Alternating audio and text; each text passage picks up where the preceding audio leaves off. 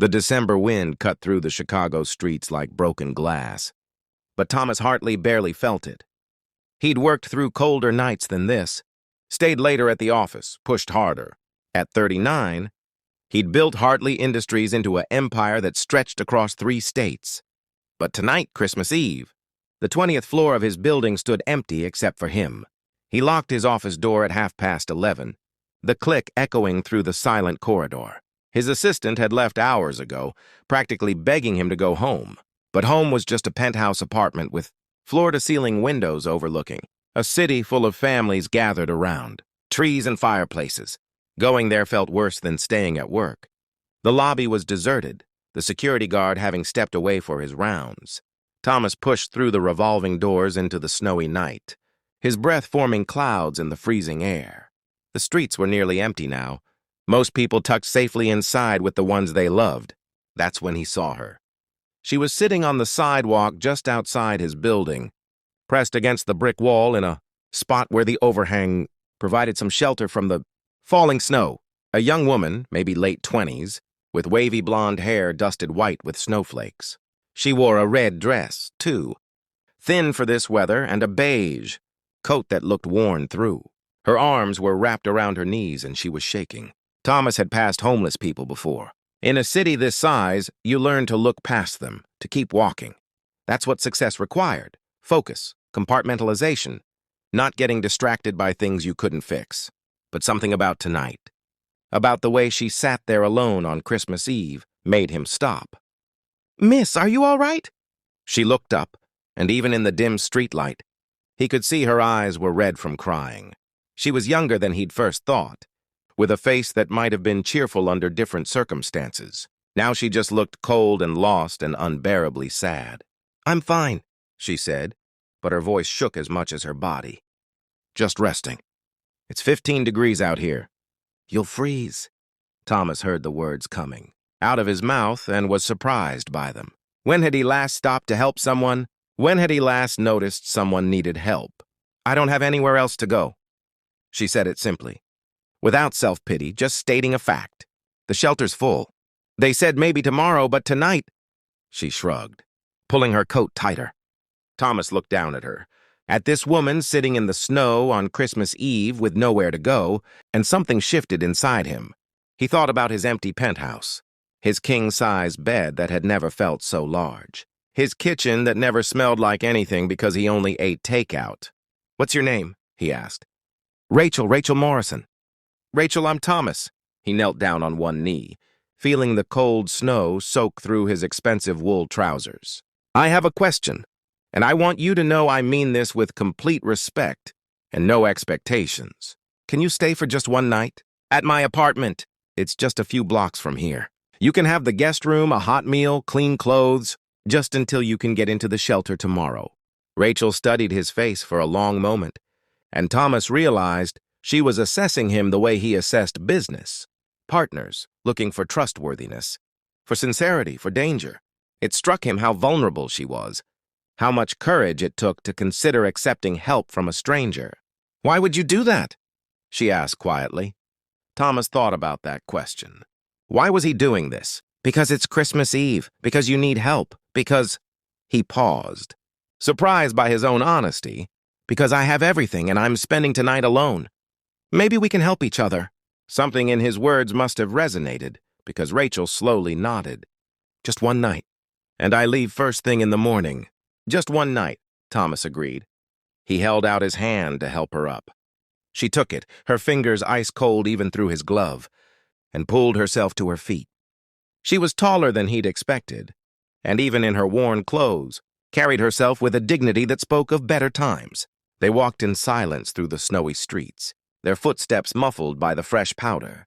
Thomas noticed Rachel looking up at the Christmas lights strung between buildings, at the decorated storefronts, with an expression of wonder mixed with sadness.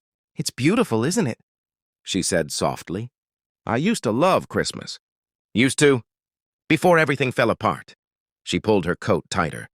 "I was a teacher, elementary school, had my own apartment, my own life. Then my mom got sick. Cancer and the medical bills." She trailed off. "I took time off to care for her. Lost my job. Lost my apartment. Lost her anyway in September. Thomas felt his throat tighten. I'm sorry. Me too. Rachel's voice was thick with emotion. Some days I wonder if I'll ever get back to who I was. Or if that person is just gone. They reached his building, and the doorman's eyes widened slightly at seeing Thomas with a guest, especially one in Rachel's condition, but he was professional, enough to simply wish them a Merry Christmas. The elevator ride to the penthouse was quiet, and Thomas found himself seeing his home through Rachel's eyes as the doors opened, directly into his apartment. The space was pristine, modern, expensive. Everything in its place, everything perfect, everything cold. It's like a museum, Rachel said, and Thomas couldn't tell if it was a compliment or an observation. I suppose it is. I'm not here much. He hung up his coat. Let me show you the guest room. He led her down the hallway to a bedroom that had never been used. The bed was made with sheets that had never been slept on. Rachel stood in the doorway, taking it in.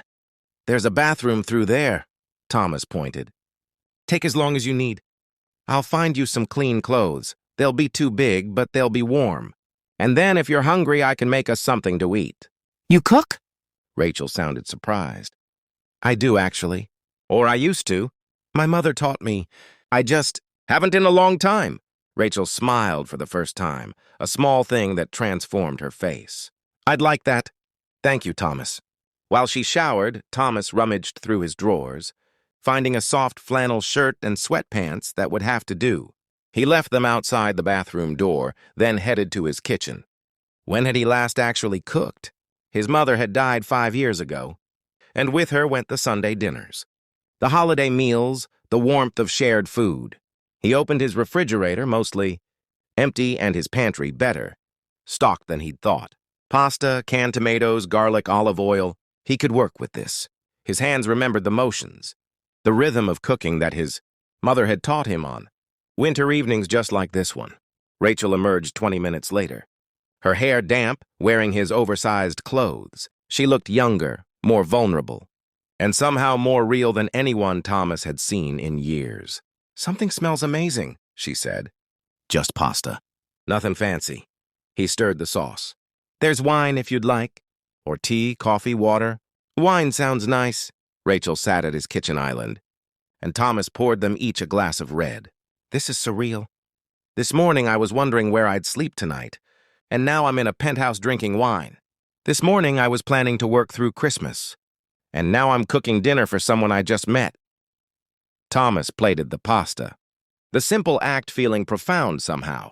Life is strange. They ate at the kitchen island rather than his formal dining table. And as they did, they talked. Really talked, in a way Thomas couldn't remember talking to anyone in years. Rachel told him about her students, about the little boy who'd finally learned to read, about the girl who'd drawn her a picture that said, "Best teacher ever."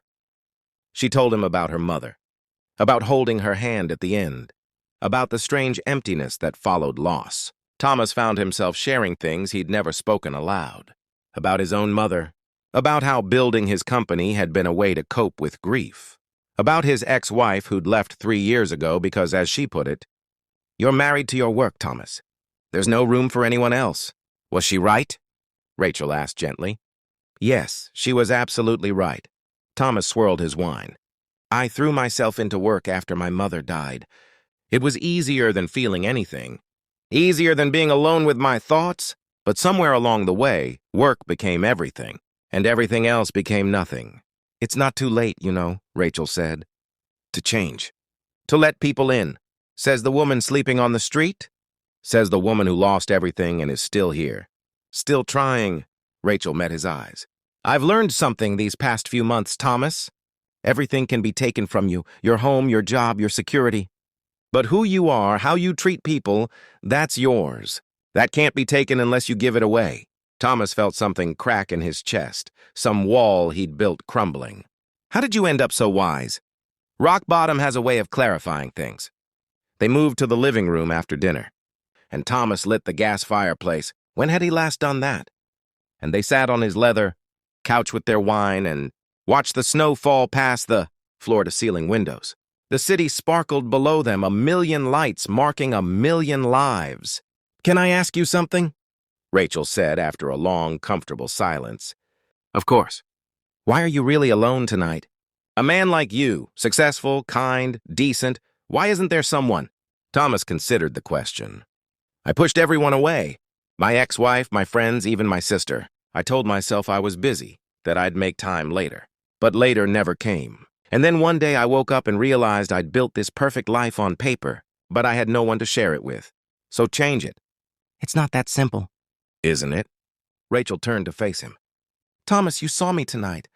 You could have walked past like everyone else does. You could have told yourself it wasn't your problem. But you stopped. You offered help. That's who you really are. The rest is just walls you've built. Thomas looked at this woman who'd been homeless this morning, who'd lost everything, and realized she was offering him something more valuable than any business deal he'd ever made. She was offering him truth. You're right, he said quietly. I've been hiding. From feelings, from people, from life. I thought success would fill the emptiness, but it just made it bigger. Then stop hiding. Rachel's voice was gentle. Start living. Call your sister. Make amends. Let people see who you really are. They talked until nearly 3 in the morning, sharing stories and silences, laughter and tears. Thomas felt more alive than he had in years, more present, more real. This stranger had somehow become a friend, had somehow shown him what he'd been missing. Finally, Rachel yawned and smiled apologetically. I should sleep. Tomorrow's a big day. Shelter, job applications, all that fun stuff. Rachel, wait! Thomas stood up. I have a proposition. A real one, completely above board. My company has an educational outreach program that's been languishing because I haven't given it enough attention. We need someone to run it, someone who understands kids, who cares about education. It comes with a salary, benefits, and an advance to help you get back on your feet. Rachel stared at him. Thomas, you can't just offer me a job because you feel sorry for me. I'm not. I'm offering you a job because you're exactly who we need, because you've proven you can handle adversity, because in the few hours I've known you, you've shown more wisdom and strength than most people I know. He paused. And because you reminded me tonight what really matters. Let me help, please. Tears streamed down Rachel's face. Why are you being so kind to me? Because someone should have been kind to you months ago. Because you deserve it, because... Thomas found himself being honest in a way. He rarely was. Because you've given me something tonight. You've reminded me I'm human, that I can feel things, that it's okay to connect with people. Rachel crossed the distance between them and hugged him, and Thomas hugged her back. This strange new friend who'd come into his life on the coldest night of the year and somehow warmed something frozen inside him. Thank you, she whispered. For everything. Thank you, he replied. For asking if I could stay. In a way, I think you saved me tonight, too. The next morning, Christmas morning, Thomas woke to the smell of coffee. He found Rachel in the kitchen, having somehow made breakfast from his sparse supplies. Merry Christmas, she said, smiling. Merry Christmas. Thomas sat down, and they ate together, and for the first time in years, Christmas didn't feel empty. 2 weeks later, Rachel started her new job. She found an apartment, modest but hers, and Thomas kept his word to change. He called his sister, apologized for years of absence. He hired someone to share his workload. He started leaving the office at reasonable hours. He and Rachel became close friends, meeting for dinner every week, sharing their lives in a way Thomas had forgotten was possible. She never let him forget the lesson of that. Christmas Eve, that kindness costs nothing but means everything. That success without connection is just loneliness in expensive clothing. That sometimes the people we help end up saving us instead. On the anniversary of that snowy night, Thomas and Rachel stood outside his building, right where he'd found her. Thank you for stopping, she said. Thank you for asking me to stay, he replied. Because that's what she'd really done that night. She'd asked him to stay present, to stay human, to stay open to connection. And in doing so, she'd given him the greatest gift of all. She'd brought him back to life. The lonely CEO had everything, but he'd spent Christmas alone, until she asked him to stay. And everything changed.